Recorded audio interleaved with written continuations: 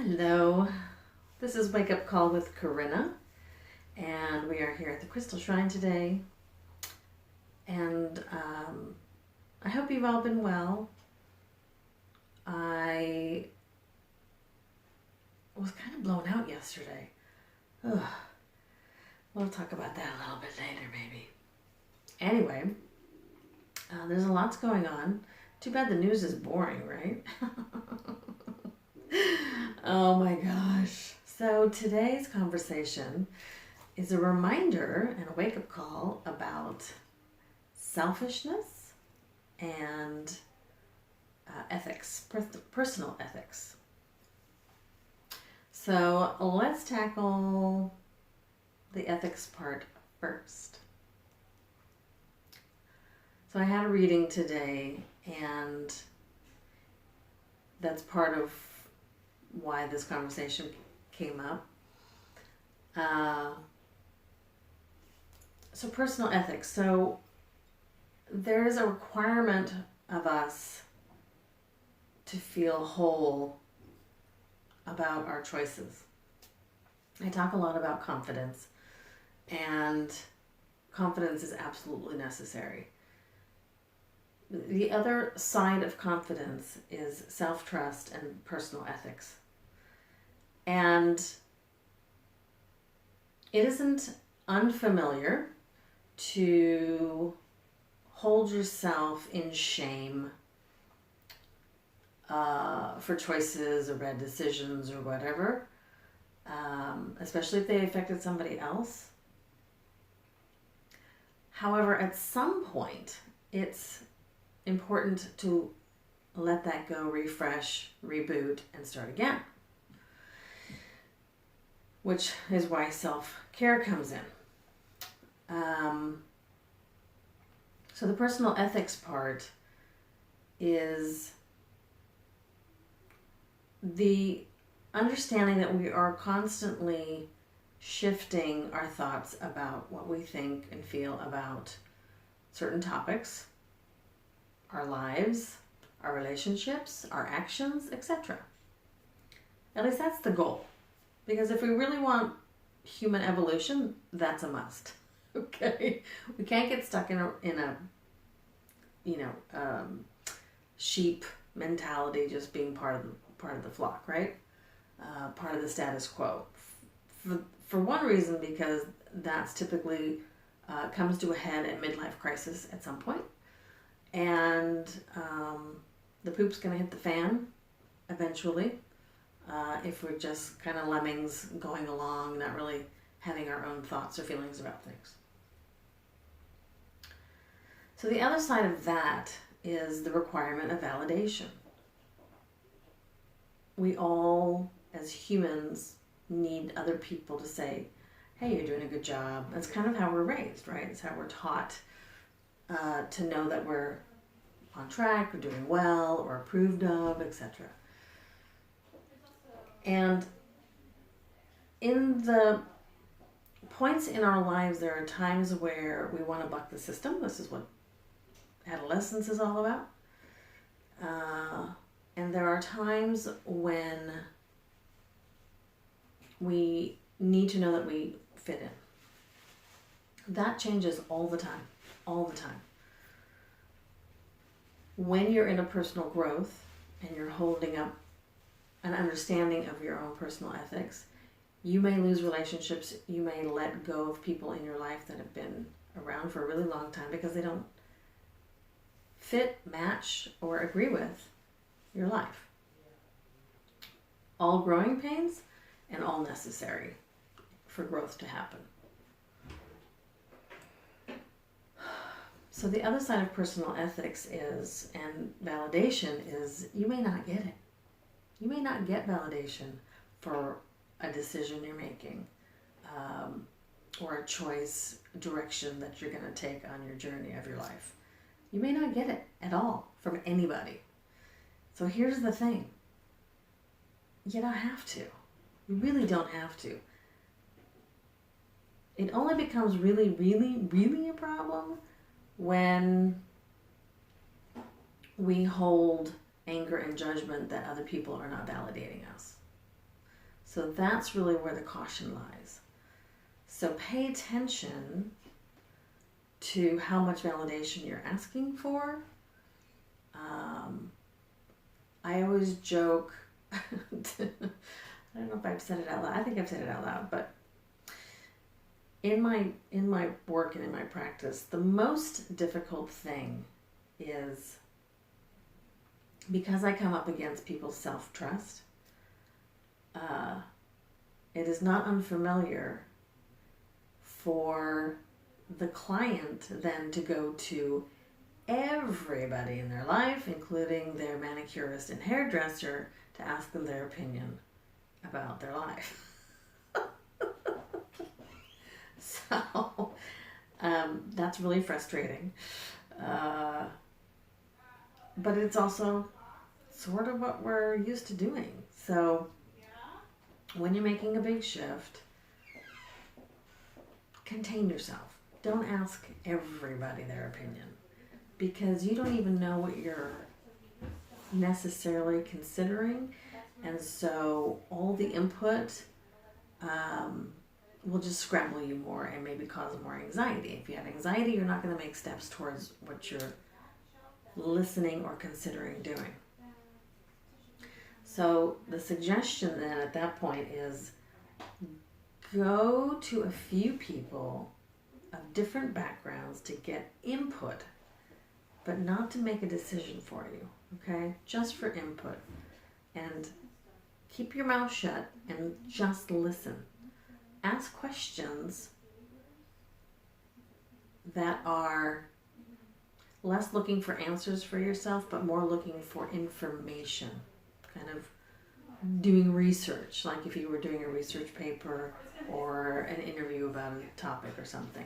As little emotional attachment that you can have in that conversation, the better.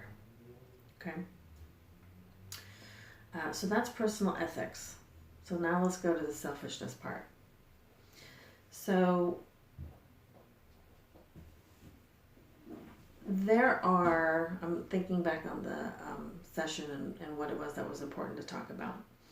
There are times when we all make mistakes. Mistakes are good. Even though they don't feel good, they are good. And they're good especially if you learn from them, right? They're good if you reflect back and make decisions about them. If you try to push them under the rug and forget about them, they're always going to come and bite you in the butt. Always. At some point. So, how do we come back from a time that we're feeling shame about something we did? What's important is to remove the blame from other people, because that's what we tend to like to do. We blame someone else so that we feel like we were out of control because of something. And of course, it depends on the situation. But let's just, in general, okay? Remove the blame and see what part of it you contributed to and what you could make different. If there is an element that you could have changed and could change in the future, whether that was a reaction, an inability to react, physical weakness, whatever it might be, see what you can do to learn and gain some information, knowledge, go train, whatever that might be, so that you have a different response to the next time a similar situation happens. Selfishness has two sides, as every emotion does. For example, anger has a positive attribute as well as its what we call shadow attribute. Selfishness also can have its positive attribute and its shadow attribute. So in the shadow, selfishness, if there is disregard to other people, if there is blatant harm, obviously, that's kind of the shadow side. And it can be a little more subtle, doesn't have to be dramatic, but there's a component of disregarding somebody else's needs or somebody else's effect to a decision that you've made. For example, if there's a young mom, couple kids, and a husband, and she decides she needs to get up and go away for about 3 weeks, and leaves the husband to do and fend for himself completely and totally without any prepare, that's more of a shadow side of selfishness. Okay, maybe that helps understand where I'm coming, what I'm hearing. The positive side of selfishness is self-care. Okay, self-care is when you're overwhelmed and you know you need time away. You get that time away within a partnership of whomever is in your life that you need to get a partnership with.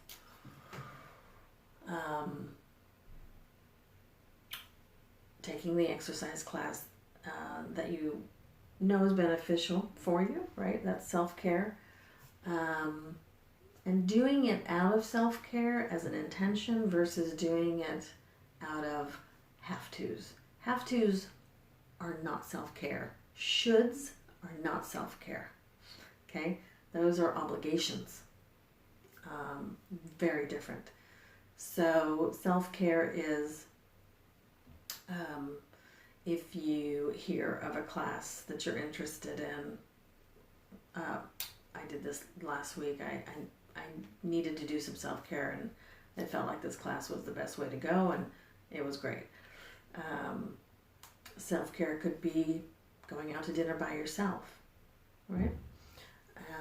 So these are ways of doing self-care.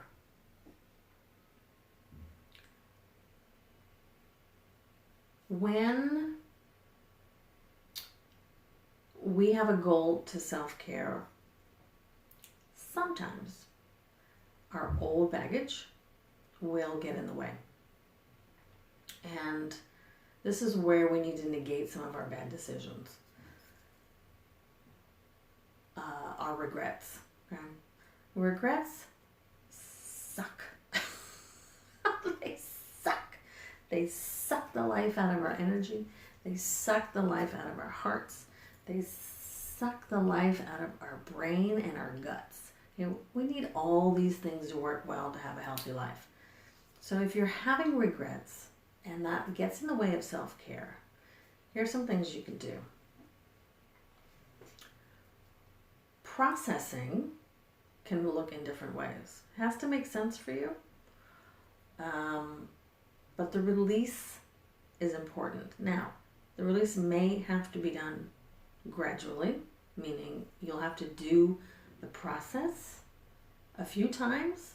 Sometimes it's just all in one. It kind of depends on what it is and who you are. So the release and the release of regret can be something like writing down what you regret and see if you can answer the why to those regrets. Like, why did you make those decisions?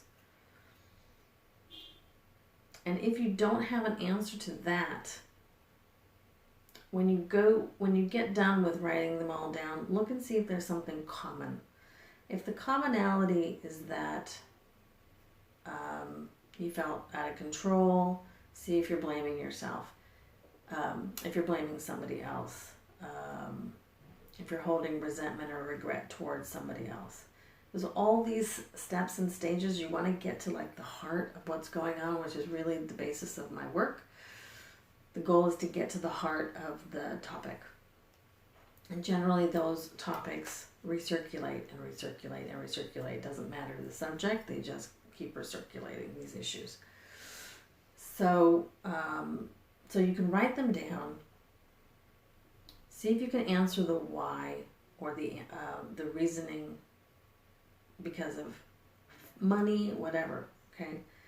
And then look at it. Really take a moment to understand a pattern or a deficiency in yourself. That way you have something to work on. You have something to work towards. If you just have general resentment and general problems and you have no resolve, you're going to make yourself sick. 30 years, I've seen it.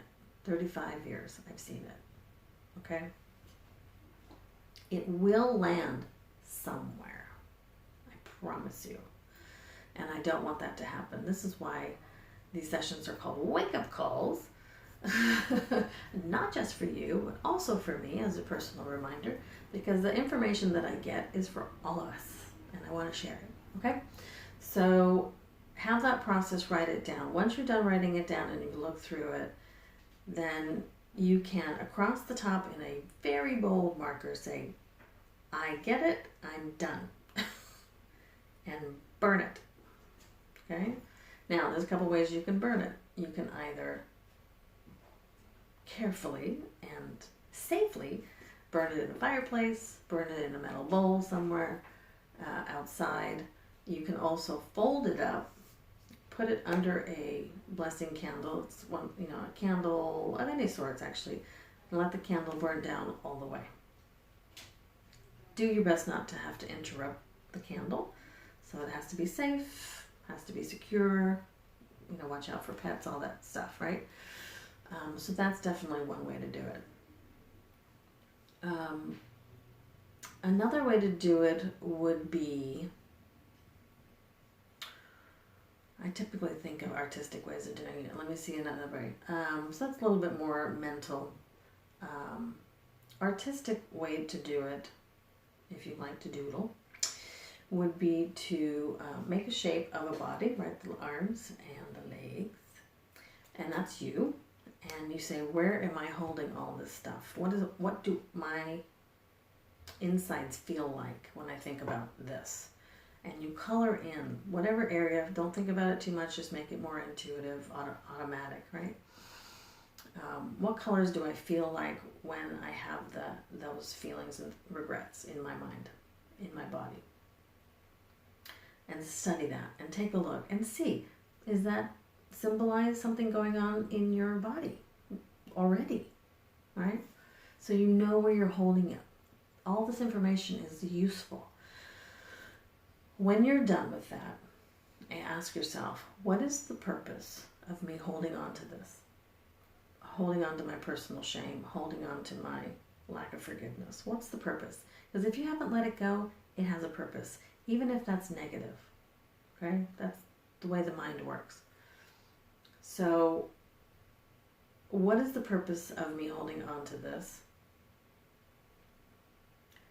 And am I ready to release it? Right? Am I ready to move on from this? Find out if there's any fears around that. If there are fears around that, then you have something to work with. Do you see where I'm going? Once you get something you can work with, then you work with it and get to an answer, get to a resolution.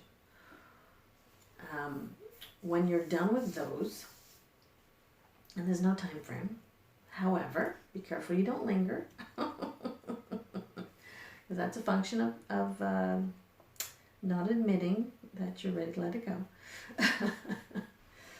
go, or admitting that you're not ready to let it go.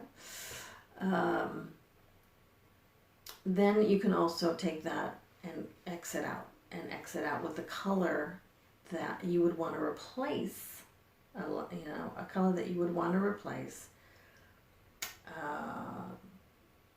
in that area. So it's taking a positive on top of a negative, right? To cancel it out and start fresh. So that's another way to do it.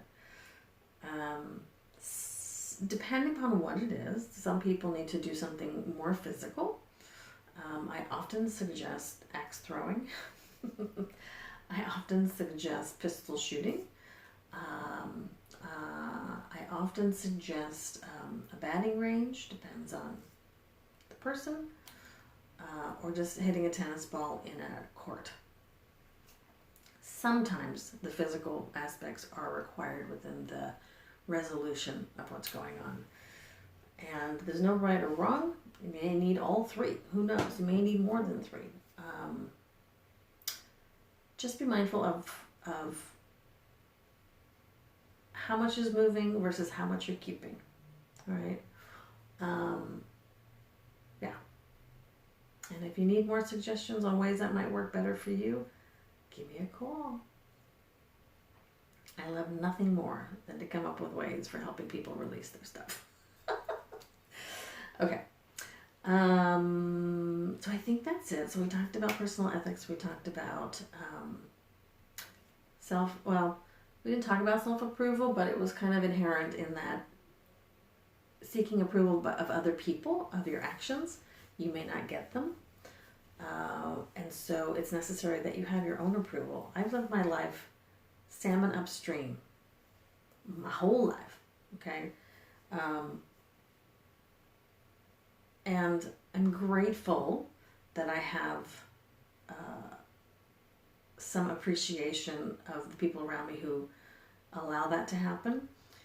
At the same time, no one will ever, ever understand my process, your process. There is no box that everybody comes from, right? So asking for approval for your process is actually quite insulting to your process. Because then you're not learning your self-trust, right? You're not learning your self-confidence. You're not learning your self-determination. You're waiting for an answer that feels the safest.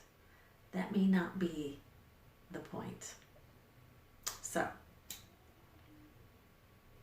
there is a lot of courage that is required in self-processing. There is a lot of courage required in living in our life today. All the inputs, political, social, economical, biological, there are truths and there are lies within all those realms. With self-trust, you can decide how you want to live your life.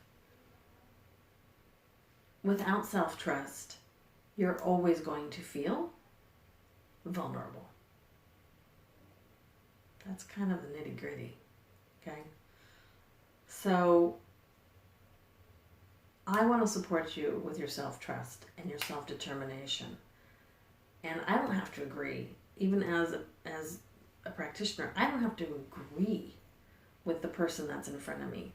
My job is to channel, give information and considerations of things that are blocking them supporting their own concepts, or that their concepts are actually being determined by some other influence. That's important to know. We grow up, we adopt things from our family, we adopt concepts and beliefs from our religious people in our lives, organizations or school, or the one thing the first grade teacher said sets you up for life. All those things are possible. So it's our job, certainly once we're adults at 18, legal adults, to determine our own destiny, or determine our own beliefs from there on. You can't excuse yourself from that, and you cannot continue to blame other people when after 18 it's your choice how you want to do it, because at that point you can determine it, and they're all growth processes. So there's no end, there's no fantasy land of being done. There are pauses and there are breaths of processing, and there are moments of contentment, and then you do the next process, and that's the life. That's life. That's how it works, and that's how we evolve.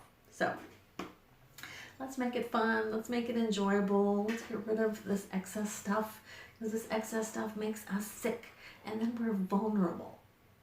And we're vulnerable to everything and anything that is going to suppress us more. So we gotta rev up and be stronger. on all levels, especially right now. Okay? Especially right now and for the rest of our lives. So again, it can be fun. It can be a pain in the bum, and it can also be fun. So I would rather take the fun side. I get the bum side a lot. I do the self-care so I can see the fun side again. Okay. So I'm in it with you, and you know, it is what it is, and let's just figure out a way to enjoy our life within it. Okay. Have a great day. Oh, I want to do a quick card. Let's see what we're gonna do.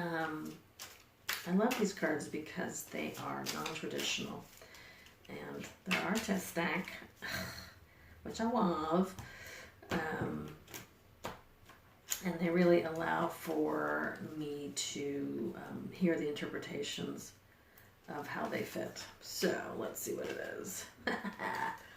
Learning. I know it's backwards for some of you, but learning. It's about learning. Always learning. I know I'm a professional student of life, of energy, of information. It's cool. It's not like regular school. It's fun. It's bizarre. It's quite challenging, but there's no tests. That's the fun part. And there's no grades. Yay! All right, be well. I will see you next week. If you have any input on this next question, please let me know. With the scare and the fear of being in public these days, I am thinking of doing a virtual workshop instead of the in-person workshop. Chime in if you have a thought. If you have a platform that you've used or that you liked, that you've had good experiences with, and we'll go from there. All right? Take care. Talk to you soon.